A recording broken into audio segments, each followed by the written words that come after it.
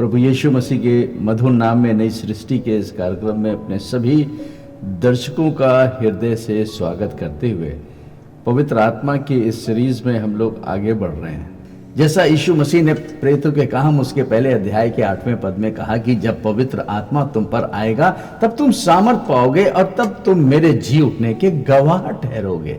और यीशु मसीह की यह प्रतिज्ञा कि भाई देखो मैं तुम्हें पवित्र आत्मा और आग का बपतिस्मा दूंगा, ये प्रेरितों के काम उसके 2 अध्याय के 4 पद में पूरी हो गई, जब पवित्र आत्मा इस पृथ्वी पर विश्वासियों के ऊपर उतरा और 120 लोग पवित्र आत्मा से भर के और अन्य अन्य भाषाओं को बोलने लगे। Here comes the second gift, एक दूसरा वरदान है। जैसे पहला वरदान, पहला गिफ्ट था इटर्नल लाइफ का, अनंत जीवन का, जो कि संसार के लोगों के लिए है।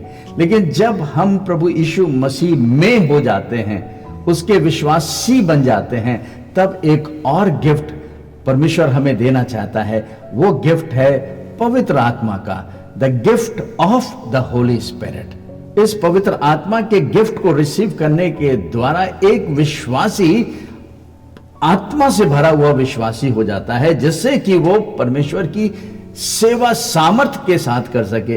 कैसे हो सकता है?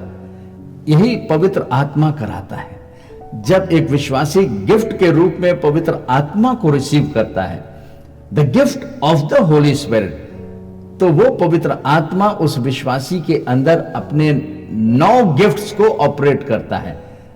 There are 9 gifts of the holy spirit. सबसे पहले तो एक विश्वासी को पवित्र आत्मा को एज ए गिफ्ट पाना है, और जब एक विश्वासी के ऊपर पवित्र आत्मा आ जाएगा तो पवित्र आत्मा के अपने वरदान हैं, जो सुसमाचार के प्रचार के लिए एक विश्वासी की सहायता के लिए दिए जाते हैं। आज बहुत सी मंडलियों में देखा जाता है कि उद्धार पाने के बाद लोग पवित्र आत्मा से भरे जाते हैं और वो सामर्थ की सेवकाइयों को भी करते हैं।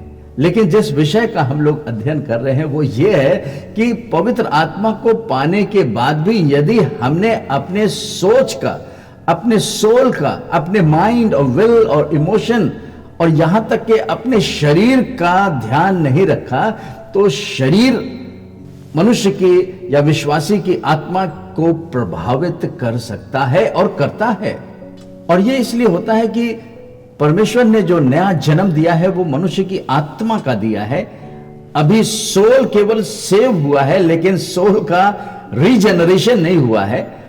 शरीर भी अभी पुरानी दशा में है, वो भी अनरिडीम्ड है, उसका भी छुटकारा नहीं हुआ है। छुटकारा आत्मा का हुआ है, और आत्मा के छुटकारे के द्वारा ही हमारी सोल या हमारा प्राण बचाया गया है। लेकिन जब तक प्रभु यीशु मसीह बादलों पे नहीं आता, हमें इस शरीर से बहुत ही अलर्ट रहना है, क्योंकि शरीर में जो अनरिडीम्ड बॉडी है उसके अंदर संसार की लालसाएं भरी रहती हैं। ये लालसाएं पाप को नहीं दिखाती हैं। ऐसा नहीं है कि शरीर पापी है, ये शरीर तो पवित्र आत्मा का मंदिर है। हम आत्मा के चलाए चलें, प्रेम में चलाए चलें, वचन के अनुसार चलें, तो हम अपने शरीरों को अपने वश में कर सकते हैं। मतलब हमारी आत्मा के वश में हमारा शरीर होना चाहिए। नहीं होगा तो शरीर जो अनरिडीम है, जिसका छुटकारा नहीं हुआ है, उसका प्रभाव मनुष्य की आत्मा में पड़ जाता है और बहुत ही भयानक होता है। ये तमाम पत्रियां जो हमें लिखी गई हैं वो मंडली के लिए लिखी गई हैं, चर्च के लिए लिखी गई हैं, विश्वासियों के लिए लिखी गई हैं कि हमारा चाल चलन कैसा होना चाहिए, हमारा व्यवहार मंडली में, अपने परिवार में किस प्रकार का होना चाहिए। अक्सर जब देखा जाता है कि मंडलियों में बुराइयां होती हैं तो दुखी कौन होता है? सबसे ज्यादा दुखी तो यीशु मसीह होता है। होली स्पिरिट गेट ग्रीव, वो शोकित हो जाता है। और ऐसी ही दशा को पतरस देखते हुए पहले पतरस उसके 2 अध्याय के पहले, दूसरे, तीसरे पदों में कुछ इस प्रकार कहते हैं, इसलिए सब प्रकार का बैर भाव, छल, कपट, डाह और बदनामी को दूर करके नए जन्मे हुए बच्चों के समान निर्मल आत्मिक दूध की लालसा करो, ताकि उसके द्वारा उद्धार पाने के लिए बढ़ते जाओ, क्योंकि तुमने प्रभु की भलाई का स्वाद चख लिया है। लेकिन पतरस साहब क्या कह रहे हैं? वो यहां पे कह रहे हैं कि इसलिए सब प्रकार का बैर भाव, छल कपट, डाह और बदनामी को दूर करके, ये सारी बातें तो संसार के सिस्टम में देखने को आती हैं।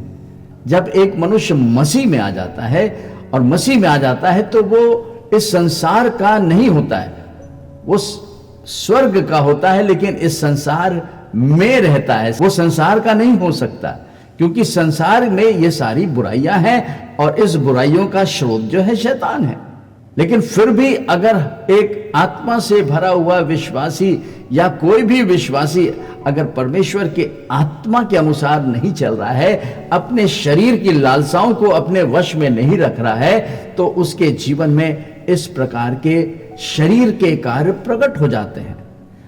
अक्सर देखा जाता है कि जब मंडलियों में इस प्रकार के शरीर के काम प्रकट होते हैं तो लोग दोषारोपण करते हैं, या तो वो दूसरे के ऊपर दोष लगाते हैं, या तो वो परमेश्वर पे दोष लगाएंगे, और नहीं तो फिर वो शैतान पे ब्लेम करेंगे कि शैतान की स्पिरिट ऑफ लस्ट है, या शैतान ने उन्हें बरगलाया है और उनके जीवन के द्वारा ऐसी घटना घट गई है। पतरस इस बात को वार्न कर रहे हैं, चिता रहे हैं, बता रहे हैं कि हम संसार में रहते हुए संसार के नहीं है, इस बात का हमें ध्यान रखना है। जिस प्रकार से मुक्ति या उद्धार या नया जन्म पाने से पहले जो स्वभाव मनुष्य का उसकी आत्मा में या उसके शरीर में था, अब वो नहीं होना चाहिए। आज भी जब हमारी मंडलियों में इस प्रकार की बातें दिखती हैं तो उससे यीशु मसीह कितना दुखी होता होगा। वचन कहता है कि बैर भाव, छल कपट, डाह और बदनामी को दूर करो। उसे हमें मारना है, उसे खत्म करना है। कहां से? अपने शरीर से। हम दूसरे के जीवन से इसे दूर करना चाहते हैं, लेकिन विश्वासी को अपने जीवन पे इसे एक्सरसाइज करना चाहिए कि हमारे जीवन से ये सारी बुराइयां दूर हों। है ना कितनी भयानक बात? परमेश्वर ने हम लोगों को इसलिए नहीं बुलाया है। परमेश्वर ने अपने पुत्र यीशु मसीह के द्वारा हमें मुक्ति दिलाने के लिए जो दाम चुकाया है वो बेशकीमत है। तो हम लोग जब तक अपने शरीर की इन लालसाओं को अपने वश में नहीं रखेंगे, जब यानी कि अपनी आत्मा के वश में नहीं रखेंगे, तो ये सारी लालसाएं एक विश्वासी की आत्मा के जीवन को बढ़ने से रुकावट पैदा करती हैं। पवित्र आत्मा मिलने के बाद जो काम सेवकाई में कर रहा है वो तो पवित्र आत्मा कर रहा है, ये तो उसके काम है, ये उसकी सामर्थ है, उसे तो अपना काम लेना ही है। लेकिन हम विश्वासियों को अपने अनरिडीम्ड शरीर को अपने वश में लाने की कोशिश करनी है, और ये कोशिशें वचन के अनुसार होंगी। जब हम वचन को जानेंगे, अपने माइंड को रिन्यू करेंगे, परमेश्वर के वचनों पर आधारित रखेंगे, तभी ये शरीर के काम रुक सकते हैं। बैर भाव, छल कपट, डाह बदनामी को दूर करना है। यह जिम्मेदारी हर एक विश्वासी की है। आखिर ये सारी बातें एक विश्वासी कैसे करेगा? इसीलिए मंडली में परमेश्वर के वचन की शिक्षा सबसे ज्यादा जरूरी है। संडे की सर्विस तो केवल 20 मिनट का मैसेज होता है, लेकिन हफ्ते में कम से कम 2 दिन या कॉटेज मीटिंग्स में परमेश्वर के वचन की शिक्षाएं होनी चाहिए।